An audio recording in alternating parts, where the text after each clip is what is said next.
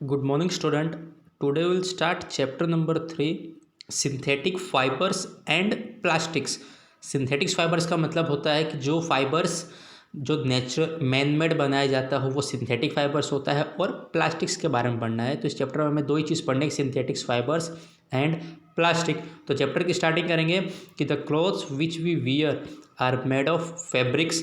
Simple सी बात है, जो भी हम अपने कपड़े पहनते हैं वो सारे के सारे फैब्रिक्स से बने होते हैं। फैब्रिक्स दो टाइप के होते हैं, एक नेचुरल फैब्रिक्स होते हैं और एक होते हैं सिंथेटिक फैब्रिक्स।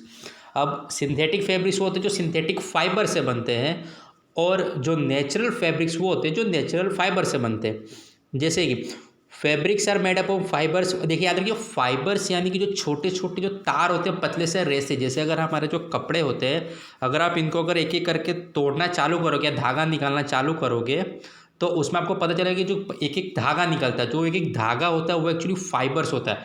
और जब बहुत सारे धागों को मिक्स कर दिया जाता है मशीन के थ्रू, तो वो फैब्रिक बन जाता है, वो हमारा कपड़ा बन जाता है।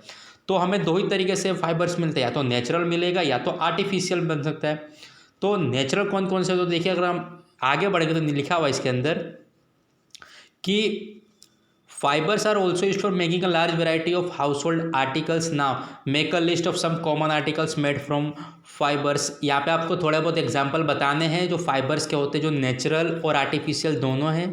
तो आपके घर में जो भी जो नेचुरल फाइबर से बना हो उसका नाम लिखना है, और जो आर्टिफिशियल फाइबर से, तो याद रखिए जो नेचुरल फाइबर से बना है तो आप कोई भी क्लॉथ दे सकते हो। जो घर पे कपड़े हैं वो भी हमारे सारे नेचुरल आते हैं। और जो आर्टिफिशियल फाइबर्स है, तो जो भी हमारे घर में जो प्लास्टिक्स होते हैं, जो प्लास्टिक के केरबे होते हैं, वो सारे आर्टिफिशियल फाइबर से बनते हैं।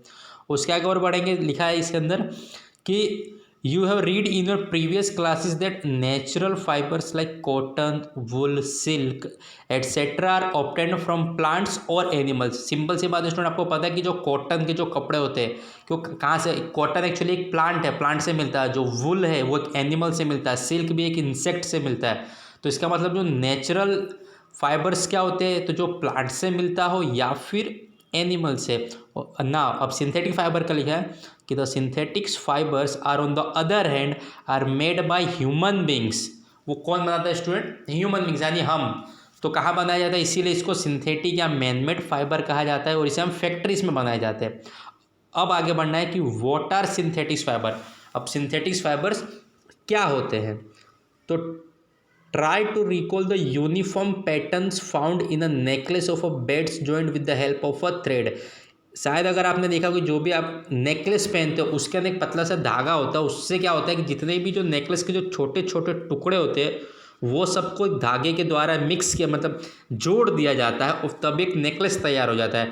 तो सेम इसी तरीके से सिंथेटिक्स फाइबर्स भी होता है। उसके अंदर भी क्या होता है, जो छोटे छोटे यूनिट होते हैं उनको जोड़ा जाता है, और फिर जो पूरा एक बंच में मिलता है वो हमारा सिंथेटिक फाइबर तैयार होता है। तो डिफाइन नीचे दिया हुआ है कि अ synthetic fibre is also a chain of small unit join together.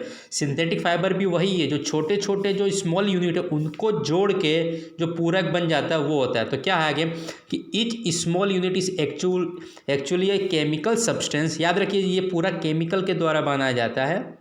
Now, many such small units combine to form a large single unit called a polymer। अब याद रखिए पॉलीमर एक डिफाइन जो चीज़ हमें मिला है, जैसे कि जो स्मॉल स्मॉल यूनिट को कंबाइन करके जो एक लार्ज यूनिट हमें मिलता है उसी को पॉलीमर कहा जाता है। अब बात यहाँ पे आती है कि पॉलीमर कौन सा वर्ड है, तो एक्चुअली कि ग्रीक वर्ड है, और ग्रीक के दो वर्ड को मिक्स करके पॉलीमर बना है। एक है पोली और दूसरा है मर। तो पोली का जो मतलब होता है वो होता है मैनी, मतलब बहुत सारे, और मर का मतलब होता है पार्ट या फिर एक छोटा सा यूनिट। इसका मतलब अगर मैं दोनों को कंबाइन कर दूँ, जो छोटे छोटे यूनिट जो बहुत सारे मिक्स करके बन जाते हैं उसे पॉलीमर कहा जाता है। And now so a polymer is made of many repeating unit. मतलब अगर मुझे एक ही टाइप के कोई कपड़ा बनाना है सिंथेटिक का, तो कोई एक पॉलीमर लूँगा मैं केमिकली, और उसके ही बहुत सारे यूनिट को कंबाइन कर दूंगा, तब जाके मुझे उसका पॉलीमर मिल जाएगा ना। अब पढ़ना है टाइप्स ऑफ सिंथेटिक फाइबर। अब हमें इसके बारे में पढ़ना है, जैसे हमें नेचुरल फाइबर तो पता है कि कॉटन होता है, वुल होता है, सिल्क होता है। अब इस चैप्टर में हमको पढ़ना है जो कि सिंथेटिक फाइबर है। तो सबसे पहला आएगा रेयन। तो रेयन के बारे में हमने क्या पढ़ा है, तो देखिए you have read in class 7 that silk fibre obtained from silkworm was discovered in China and was kept as a closely guarded secret for a long time. Student शायद आपको याद होगा स्टैंडर्ड 7th में जो silk वाला पूरा एक chapter आया था या फिर एक छोटा सा पोर्शन आया था जिसमें बताया था कि जो सिल्क है सबसे पहले कहाँ पे इन्वेंट हुआ था, तो चाइना में हुआ था, जो कि सिल्क वॉर्म से मिलता है। और इसके अंदर ये भी बताया गया था कि जब चाइना को इसके बारे में पता चला कि हम सिल्क वॉर्म से सिल्क निकाल सकते हैं, तो उन्होंने इसको एक सीक्रेट बहुत सालों तक छुपा के रखा दुनिया वालों से। इन्होंने जानबूझकर छुपा के रखा ताकि अगर दूसरे देशों को पता चल जाएगा तो जो टेक्निक है ये सिल्क वाली वो सब बनाना चालू कर देंगे। तो इसीलिए क्या हुआ अब इसमें ना, तो fabric obtained from silk fibre are very costly. शायद आपको पता होगा जो सिल्क के कपड़े आते हैं वो बहुत महंगे आते हैं। वो महंगे इसीलिए आते हैं क्योंकि ये बहुत स्मॉल अमाउंट में हमें मिलता है, हमें इसके लिए पूरा ब्रीडिंग करना पड़ता है तब जाके हमें मिलता है, इसीलिए बहुत महंगा होता है। तो इसीलिए ना, but it's beautiful texture fascinated everybody. देखिए स्टूडेंट, हर चीज़ जो महंगी होती है वो देखने में तो खूबसूरत होती है, तो सेम सिल्क के लिए भी ऐसा ही है कि भले ये महंगी है लेकिन इसका देखने में बहुत ही आकर्षक लगती है, सब इसको देख के पसंद करते हैं। Now attempts were made of make silk artificially, इसीलिए अब कोई भी चीज़ जब एक, और ये तो सिल्क एक्चुअली एक ओरिजिनल है, तो जब बाकी के जो देश उन्होंने क्या सोचा कि अगर हम चाहें तो इसको एक आर्टिफिशियली भी बना सकते, तो कैसे बनाएंगे, तो towards the end of 19th century scientist were successful in obtaining a fibre having properties similar to that of silk. Such a fiber obtained by chemical treatment of wood pulp. Now this fiber called rayon or artificial silk.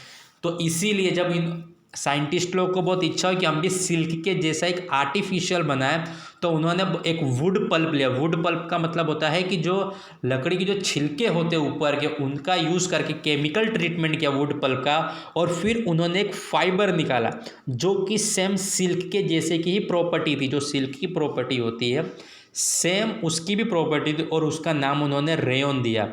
इसीलिए rayon का दूसरा नाम artificial silk भी होता है। Artificial silk वो होता है जिसके जो फैक्ट्री में बनाया जाता हो, और उसका असली नाम हमने क्या दिया, रेयन नाम। Although rayon is obtained from a natural source wood pulp. Actually अगर देखा जाए कि रेयन मैंने आपको बताया कि वुड पल्प के हेल्प से बनाया।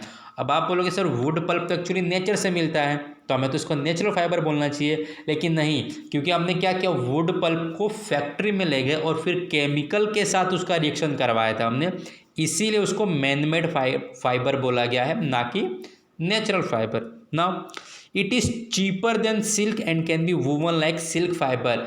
अब इसका फ़ायदा ये है क्योंकि ये फैक्ट्री में बनाया जाता है, तो ये सिल्क जो ओरिजिनल सिल्क है उससे चीपर मतलब थोड़ा सस्ता आता है, तो इसीलिए कोई भी इसको अफोर्ड कर सकता है और ख़रीद सकता है। Now it can also be died in a wide variety of colour. और इसका दूसरा फायदा कि क्या, अब इसको केमिकल बनाए तो इसको हम लोग कितने भी कलर के अंदर इसको डाई कर सकते हैं, जितना भी कलर हमें चाहिए हम सब कर सकते हैं ना। Rayon is mixed with cotton to make red bedsheet और mixed with to make carpets. अब यह देखिए, अब रेयन को जो नेचुरल फाइबर है जैसे कॉटन उसके साथ मिक्स कर दिया जाता है, तो हमको जो घर पे जो हमारे बेडशीट्स होते हैं वो देखिए वो रेयन होता है, कॉटन होता है, और जब रेयन को वुल के साथ मिक्स किया जाता है तो हमें जो घर के हमारे कारपेट्स होते हैं जो नीचे बिछाए जाते हैं घर के फ्लोर पे, वो बनाया जाता है। तो इसमें ये भी आपको याद रखना है कि रेयन को किसके साथ मिक्स करने पर बेडशीट और किसके साथ मिक्स करने पर वुल मिलता है। तो ये हमारा रेयन के बारे में इतना था, आपको पढ़ लेना है कि रेयन ही एक्चुअली आर्टिफिशियल सिल्क है, तो एक एमसीक्यू में आता है। सेकेंड जो हमारा टाइप्स ऑफ सिंथेटिक फाइबर है वो है नाइलॉन। अब nylon is another man made fibre, तो दूसरा प्रकार है, and in 1931 it was made without using any natural raw material. Actually इसका सबसे पहले इन्वेंशन कब हुआ, तो 1931 में। और इसमें एक और खासियत बात है कि इसमें कोई भी नेचुरल रॉ मटेरियल नहीं लिया गया, मतलब कि जैसे रेयन बनाने के लिए हमने वुड पल्प का हेल्प लिया था, इसमें वो भी नहीं किया हमने। इसको कैसे बनाया गया है नाइलॉन को, तो it was prepared from coal water and air. याद रखें नायलॉन को तीन चीज़ें बनाई, एक तो कोल, फिर एक वाटर एंड एयर। ना it was the first fully synthetic fibre. यही हमारे जो सब ये एमसीक्यू में कि which is the first fully synthetic fibre, answer हो जाए nylon. Now nylon fibres was strong, elastic and light. अब याद है कि जो नायलॉन के फाइबर्स होते हैं एक तो बहुत स्ट्रॉन्ग होते हैं, इलास्टिक का मतलब अच्छे से मूव कर सकते कहीं भी, एंड लाइट, लाइट का मतलब हल्के होते हैं। ना it was lustrous and easy to wash, ये लस्ट्रस मतलब चमकीले भी होते हैं, दिखते लस्टर भी चमकते भी है, और ईजी टू वॉश मतलब इसको हम आसानी से धो भी सकते हैं। So it become very popular for making cloth, इसीलिए ये बहुत पॉपुलर हुए कपड़े बनाने के लिए। जो नायलॉन के कपड़े अगर आज भी आप जाओ मार्केट में मिलते ही है। Now we use many articles made from nylon, हम हमारे घर में भी बहुत सारी चीज़ें यूज़ करते हैं, जैसे कि एग्जांपल दिया सबसे पहले जो सॉक्स जो हम डेली पहनते हैं वो भी इसी के बने होते हैं। फिर ropes, tents, toothbrush, car seat belt, sleeping bags, curtains etcetera, ये जितने भी आपने एग्जांपल देखे ये सारे हमारे जो डेली यूज़ में आते हैं सबके सब किससे बने होते हैं, नायलॉन से ही बने हैं। Now nylon is also use for making parachutes and ropes for rock climbing. Sir को पता कि जो पैराशूट के जो आपने देखा होगा जो रोप्स उसमें धागे हैं वो भी नायलॉन के बनते हैं और कितने स्ट्रॉन्ग होते हैं। दूसरा है जो रॉक क्लाइंबिंग जो लोग करते हैं उन पता है आपको कितना मजबूत आता है, तो आप इसे ये अंदाज़ा लगा सकते हो कि जो नायलॉन है एक्चुअली कितना ज़्यादा स्ट्रॉन्ग आता है। यहाँ पे तो ऐसा भी लिखा गया कि जो नायलॉन का थ्रेड है it is actually stronger than a steel wire, it means जो स्टील के वायर उससे भी ज़्यादा स्ट्रॉन्ग होता है हमारा नायलॉन का वायर। ना जो नेक्स्ट वीडियो में हम लोग जो बाकी के जो फाइबर्स टाइप्स ऑफ फाइबर्स को पढ़ेंगे। हाँ, थैंक यू।